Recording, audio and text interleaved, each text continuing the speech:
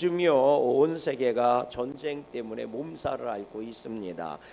이스라엘하고 전쟁이 나더니 또 그 뒤에는 또 러시아하고 우크라이나 전쟁 나더니 또 이번에는 이란하고 미국하고 전쟁이 나고 정신이 없어요. 그런데 인류 역사를 보면 전쟁이 없었던 시절은 단 한 번도 없었답니다. 기록이 남겨진 이후부터 지금까지 모든 전 세계의 역사를 뒤져보면 어딘가에서는 전쟁이 있었답니다. 단지 오늘날은 인터넷이고 국제화 시대다 보니까 서로 다 연결돼서 돌아가니까 그런 거지요. 심지어는 전 세계가 다 싸웠던 적도 있잖아요. 그래서 세계대전이다 이렇게 불려지는 이름도 있습니다. 우리가 아는 것처럼 세계 1차 세계대전이다, 2차 세계대전이다, 그러지 않습니까? 특히나 우리나라 같은 경우는 이 한반도가 전쟁에서 자유로울 수 없는 나라 아닙니까? 그러니 전쟁의 아픔을 같이 동감하시면서 평화가 정착될 수 있도록 기도하는 우리 양구감리교회 성도님들 다 되시기를 주님의 이름으로 소망합니다. 제2차 세계대전을 일으킨 사람이 독일의 히틀러다. 흔히 우리가 그렇게 얘기를 하잖아요. 이 히틀러의 군대가 얼마나 강력했든지 유럽과의 전쟁에서 승승장구하고 있을 때입니다. 그리고 나서 이제 눈을 돌린 거죠. 이 엄청난 이 히틀러의 군대를 막을 수 있는 어떤 나라도 존재하지 않았어요. 온 세계를 다 정복할 것 같았죠. 그런데 이 히틀러의 군대가 꺾인 것이 있습니다. 꺾여서부터 쇠퇴의 길을 걸어가는데 그게 러시아하고의 전쟁 때문이다 이렇게 얘기하더라고요. 이 히틀러가요 이 소련의 수도였던 모스크바에게 공격 명령을 내린 거예요. 이제 모스크바를 점령하자, 공격하라. 그때가 겨울이 다가오고 있었답니다. 근데 유독 그 해에 이 유럽뿐만이 아니라 러시아에 아주 극한 한파가 몰아치고 예상되고 있었던 그럴 때였던 거예요. 그러니 많은 참모들이 말린 겁니다. 아니 지금 겨울이 오고 있고 가면 안 된다. 좀 기다려야 된다. 그럼에도 불구하고 이 히틀러가 무적불패의 신화를 낳았던 30만 명의 독일 군사에게 명령을 내린 거예요. 모스크바로 돌격하라는 거예요. 교만이 하늘 끝까지 올라간 거지요. 물론 참모들은요 추위 때문에 안 되고 전쟁 물자가 부족하다고 좀 더 준비를 해야 된다고 안 된다고 이 공격은 실패할 가능성이 너무 크다고 말린 거예요. 그때 히틀러가 뭐라고 얘기하느냐, 이 반대하는 참모들 향해서 불같이 화를 내면서 오히려 더 완고하게 고집을 피우고 이렇게 명령을 내린 거예요. 내가 내린 명령은 신의 명령보다 더 위대하고 완벽하다. 그러니 처리할 수 없다. 그리고 진군 명령을 내린 거지요. 어쩔 수 없이 이 식량도 넉넉하지 않았던 독일 군사들, 그리고 부동액이 그 당시는 없었어요. 부동액 아시지요? 겨울이 되면 냉각수가 얼어버린단 말이에요. 근데 그 시대는 그런 시대가 아니란 말이에요. 부동액이 없었던 그 시대에요. 그 명령을 따라 영하로 떨어지는 그 모스크바를 향해 진군한 겁니다. 말 그대로 영하로 떨어지면 부동액이 이 냉각수가 다 말라버리면 뭐 한 거예요? 그 고철덩어리에 불과한 거예요. 그런데도 전체를 몰고 그리고 차를 몰고 그리고 나서 러시아로 간 거지요. 그 30만 명의 대군이 몰려갔는데 죽은 사람이 20만 명이랍니다. 총에 맞아 죽은 사람보다 얼어 죽은 사람이 훨씬 더 많대요. 그리고 9만 명이 포로로 잡힙니다. 독일로 돌아온 사람들이 6천 명이었대요. 30만 명이 가서 6천 명이 돌아온 겁니다. 그리고 나서 이 사기가 꺾인 독일군은 밀리고 본토까지 연합군에게 내어줄 수밖에 없었던 것이고, 전쟁에 실패했던 히틀러는 권총 자살을 하고 생을 마감하게 되지요. 결국 히틀러의 교만한 마음과 고집으로 인해서 수많은 사람들이 얼어 죽었고 독일은 패전 국가가 될 수밖에 없었다는 거지요. 그래서인지 수많은 전쟁 학자들이 이 부분에 대해서 이런 평가를 내놓습니다. 당시 히틀러가 단 6개월만 기다렸다면, 눈 녹고 봄이 오는 날 모스크바를 공격했더라면 유럽의 지도는 바뀌었을지도 모른다. 이렇게 얘기합니다. 그러면서 뭐라고 얘기하느냐, 히틀러는 그 6개월도 기다릴 수 있을 만한 마음의 여유가 없었다. 그러므로 히틀러는 연합군에게 패배한 것이 아니라 자신의 조급한 마음에 패배한 것이다. 이렇게 결론을 내요. 그렇습니다, 여러분. 아무리 많은 용맹한 군사와 뛰어난 무기가 있어도요, 자신의 마음을 다스릴 줄 모르는 장수는 결국 비참한 최후를 맞이할 수밖에 없다는 겁니다. 여러분들도 잘 아시는 것처럼 성경에서 가장 힘이 센 사람이 누구였어요? 삼손 아닙니까? 삼손이 얼마나 기운이 셌습니까? 그가 얼마나 기운이 셌는지 사자의 입을요 그냥 한 손으로 찢어버릴 정도로 기운이 강성했대요. 나귀턱뼈 하나 가지고요 블레셋 군사를 3,000명을 때려 죽이는 용사 중에 용사가 삼손이었다는 거예요. 감히 그를 막을 수 있는 사람이 한 명도 없었습니다. 나라도 민족도요 어떤 군사들도 삼손을 막을 수가 없었어요. 그런데 그랬던 삼손이 이방 여인을 향했던 자신의 불타는 정욕을 다스리지 못해서 결국 무너지는 거잖아요. 비참한 포로의 신세가 되어버리고 비참한 실체자로 노예로 전락해버리는 거 아닙니까?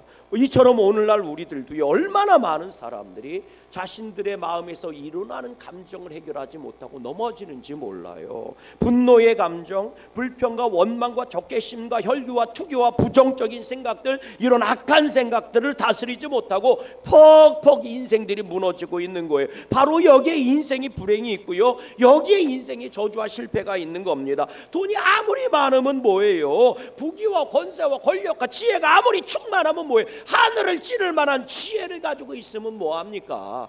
자기 마음을 다스릴 수 없다면 다 부질없는 것에 불과한 거예요. 결국은 피눈물을 흘릴 수밖에 없는 거지요. 아무리 많이 배우면 뭐합니까? 마음을 다스리지 못하면 그 지혜는 헛것이 되는 것이고, 아무리 많이 가지고 있으면 뭐합니까? 자기 감정 하나 다스리지 못하면 가정 무너지고 인생 무너지고 사업장 무너지는 거지요. 저는요 우리 양구감리교회 성도님들이 내 마음을 좀 잘 다스릴 수 있는 믿음이었으면 좋겠어요. 그래서 오늘 본문에서 주님께서 뭐라고 말씀하시느냐, 본문 23절 말씀을 같이 한번 읽어봐요. 오늘 본문 23절 말씀입니다. 시작. 무릇 지킬 만한 것 중에 더욱 뭐를 지켜라? 네 마음을 지켜라. 무릇 지킬 만한 것 중에 더욱 더 힘쓰고 더 노력하고 더 애써서 뭐를 지키라는 거예요? 네 마음을 지켜라. 생명의 근원이 이에서 남이니라. 뭐라고 그래요? 마음 지키라는 겁니다.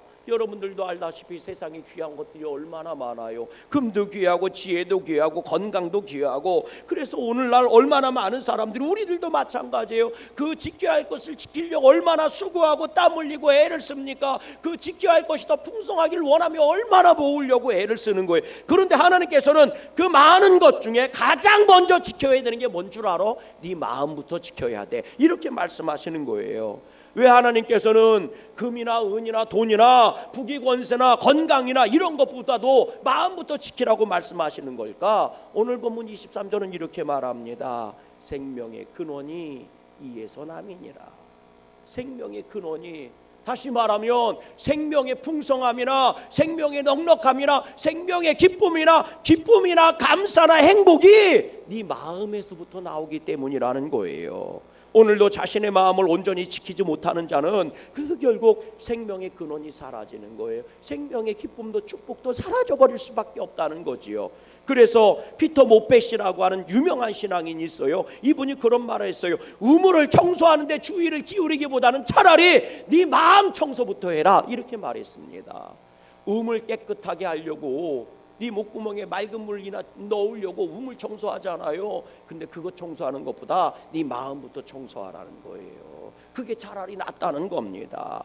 종교개혁가였던 이 존 회볼이라고 하는 분이 있어요. 이분이 이런 말을 했어요. 어떠한 조건 아래에서도 마음을 바르게 지키고 관리하는 일이야말로 기독교인의 생활에 있어서 가장 위대한 사명이고 의무다, 이렇게 얘기했어요. 그리스도인이 진정한 그리스도인으로 살려면 그 마음을 다스리고 지키는 것부터 해야 된다는 겁니다. 그렇지 않으면 믿음 생활도 실패할 수밖에 없다는 것입니다. 여러분, 맞습니다. 그래서 하나님께서는 분명하게 말씀하시는 겁니다. 무릇 지킬 만한 것 중에 너희 마음부터 지켜라. 이것이 너희가 가장 먼저 해야 할 믿음의 자세다, 이렇게 선포하는 거예요. 그렇다면 예수님은 그리스도로 섬기고 있는 우리 크리스천들에게 어떤 마음을 지켜야 된다고 말하는 거예요? 오늘 보면 24절 25절 말씀을 같이 한번 읽어봐요. 24절 25절입니다. 시작. 구부러진 말을 내 입에서 버리며 삐뚤어진 말을 내 입술에서 멀리하라. 또 내 눈으로 바로 보며 내 눈꺼풀은 내 앞을 곧게 살펴라. 아멘. 무슨 말인 줄 아십니까? 구부러진 말, 거짓말이에요. 부정적인 말이에요. 말이 이렇게 구부러졌대요. 반듯하지 않대요. 그러니까 거짓말을 말하는 거예요. 부정적인 말이에요. 남들에 대해서 비방하는 말이에요. 헐뜯는 말이에요. 이런 말들 내 입에 담지 말라는 거예요. 삐뚤어진 말이에요. 삐뚤어진 말은 비판하는 말이에요. 공격적인 말이에요. 사람들을 아프게 하고 죽이는 말인 겁니다. 저주의 말이에요. 이런 말 하지 말라는 거예요. 그러면 왜 이런 말들이 내 입에서 쏟아지는 것일까? 왜 저주의 말들이, 이런 불평과 원망의 말들이 쏟아지는 걸까? 참 안타깝게도요, 우리들이 들어야 할 것을 듣지 못하고 듣지 말아야 될 것만 듣기 때문에 그래요. 봐야 할 것은 보지 못하고 보지 말아야 될 것만 보기 때문에 그래요. 여러분, 봐야 할 것만 보면 얼마나 행복하겠어요. 근데 보지 말아야 될 것만 눈에 꽂히는 거예요. 듣지 말아야 될 소리를 듣지 않으면 얼마나 좋겠어요. 그런데 듣지 말아야 될 소리만 뒤에 그치는 거예요. 왜 그러느냐? 왠 줄 아십니까? 내 마음에 품지 말아야 될 걸 품고 있기 때문에 그래요. 왜 나한테는 저렇게 꼴시러운 것만 보일까? 여러분, 꼴시러운 것만 보이는 게 아니라 그대의 마음에 꼴시러운 것만 들어있어서 그래요. 이 안에 화가 들어와 있으니 화나는 것만 보이는 거고요. 이 안에 분노가, 악한 마음이 들어와 있으니 악한 것들만 보이는 겁니다. 여러분 생각해 보세요. 이 안에 꽃이 들어있는 사람들 눈에는 꽃만 보여요. 여러분 산에 가보세요. 이 안에 나물만 들어있는 사람은 나물만 보여요. 이 안에 산삼이 들어있는 사람 눈에는 산삼만 보인다니까. 근데 제 눈에는요, 바위 덩어리만 보여요. 산 보러 간 거니까. 제 눈에는 나물도 안 보이고 버섯도 안 보여요. 여기 버섯이 있어도 안 보여. 산만 보여. 계곡만 보이고, 내 귀에는 계곡 소리하고요, 쫄쫄쫄 흐르는 시냇물하고요, 지저귀는 새소리만 들려요. 왜 아멘을 안 해요? 저는 절대로 버섯 따러 산을 가지 않아요. 제가 얘기하잖아요. 제가 먹는 버섯은 딱 두 종류밖에 없어요. 교인이 갖다 주는 거하고 내가 돈 내고 사 먹는 거하고. 저는 절대로 내 손으로 나무를 안 뜯어 먹어요. 나는 구분할 줄을 몰라요. 제 눈에는 토끼뿔이나 나물이나 똑같이 보여요. 이 속에 있는 대로 보이는 거고요, 이 속에 있는 대로 들리는 거예요. 주님께서 뭐라고 말씀하세요? 들을 귀 있는 자는 들어라. 너희는 왜 눈이 있어도 보지 못하고 귀가 있어도 듣지 못하냐? 너희 눈이 있으면 똑바로 보고 들을 귀가 있으면 똑바로 들으라는 거예요. 그러면서 마태복음 5장 8절에 뭐라고 말씀하셨는지 아세요? 마음이 청결한 자는 복이 있나니 그들이 하나님을 볼 것이며. 마음이 청결한 자는 하나님을 본다는 거예요. 여기서 청결하다는 뜻이 무슨 얘기인 줄 아세요? 정직하다는 거예요. 깨끗하는 거예요. 거리낌이 없는 사람이라는 거예요. 하나님과 사람 앞에 거리낌이 없는 마음을 가진 사람들은 하나님을 만날 수밖에 없고 하나님을 볼 수밖에 없다는 거예요. 여러분, 하나님을 내가 보면 믿지, 하나님을 만나면 내가 맞아요. 그런데 그대 안에 죄가 있으니까 하나님이 보이지 않는 거예요. 죄가 사라지면 하나님이 보이는 거예요. 정욕이 사라지면 하나님이 만나지는 거고 하나님의 소리가 들리는 거예요. 그래서 주님은 말씀하시지요. 들을 귀 있는 자는 들어라.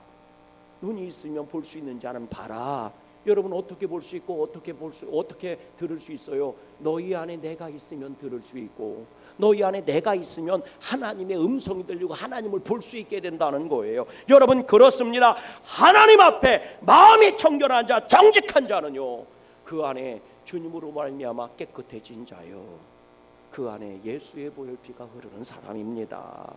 예전에 읽었던 책인데요, 책장 훑어보다가 제목이 눈에 꽂혔어요. 제가 가끔 가다가 하는 짓이 있어요. 뭐냐면 책꽂이를요 여기부터 여기까지 쭉 책 제목을 읽는 거예요. 쭉 책 제목을 읽는 거예요.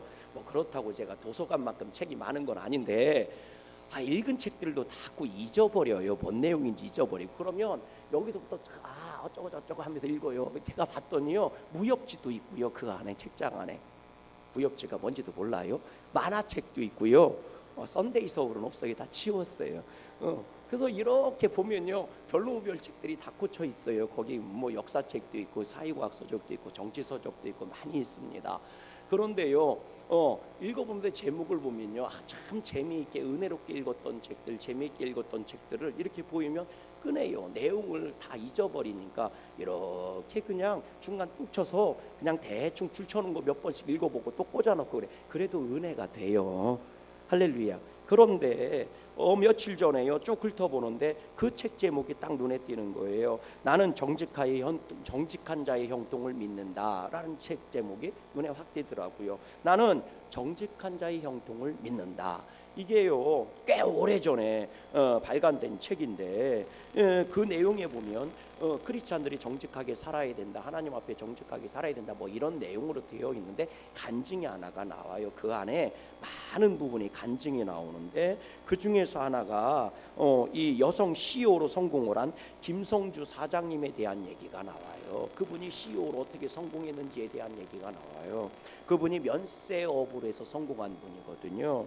그런데 그분이 처음으로 이 사업을 시작할 때 한국에서 성공하기 위해서는 세 개를 잘해야 된다라고 선배들이 그렇게 충고를 해줬다는 거예요. 그 세 개를 잘해야 사업에 성공한대요. 그 세 개가 뭐냐면요 아마 요즘도 이렇게 얘기할 거예요. 세 개를 한국에서 사업을 할 때 크든 작든 성공하려면 세 개를 잘해야 된대요. 그랬더니 사업하는 분들 귀가 확 뜨이죠. 그죠? 첫 번째로는요 술을 잘 먹어야 된대요. 둘째가요 거짓말 잘해야 된대요. 세 번째 하얀 봉투를 잘 줘야 된대요. 이게 뭔 얘기예요? 첫 번째 술을 잘 먹어야 돼서 술 대접 잘해야 된다고요. 다시 말하면 바이어들이든 누구든 대접 잘해야 된다고요. 그래서 바이어 접대 잘해야 되고 두 번째는 거짓말 잘해야 된대요. 많이 띄워줘야 되니까 아부를 잘해야 된대요. 그래야 팔아먹지. 세 번째로는요 뇌물을 많이 줘야 된대요. 흰 봉투니까.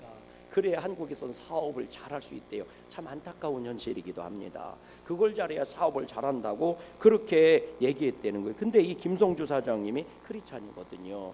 고민을 한 거예요.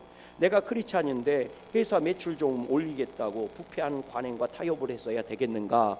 비록 나는 여자지만 또 경험과 능력이 많이 부족하지만 하나님께서 도와주시면 분명 정직한 손으로도 사업에 성공하는 사례를 만들 수 있지 않겠냐. 그리고 하나님께 오히려 무릎을 꿇고 금식하며 기도했다는 거예요.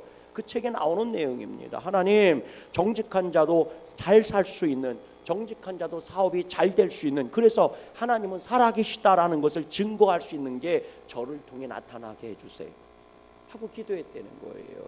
그러나 아무리 기도하고 결단을 했어도요 현실은 아주 냉혹하더라는 거예요. 사업 초기에는요 자신들에게 뇌물을 바치지 않는다고 멀쩡하게 잘 나가던 브랜드를 면세점에서 퇴출시키기도 하고요. 때로는 돈 봉투나 뇌물을 바치지 않는다고 해서요 그래서 바이어들이 술을 안 먹는다고 만나주지도 않고 싹 무시하기도 하고요. 그럴 때가 정말 많았다는 거예요. 그럼에도 불구하고 믿음으로 끝까지 하나님 앞에 기도하며 나아왔는데 어려운 시간을 이겨내고 결국 승리하게 되었다, 이런 내용이거든요.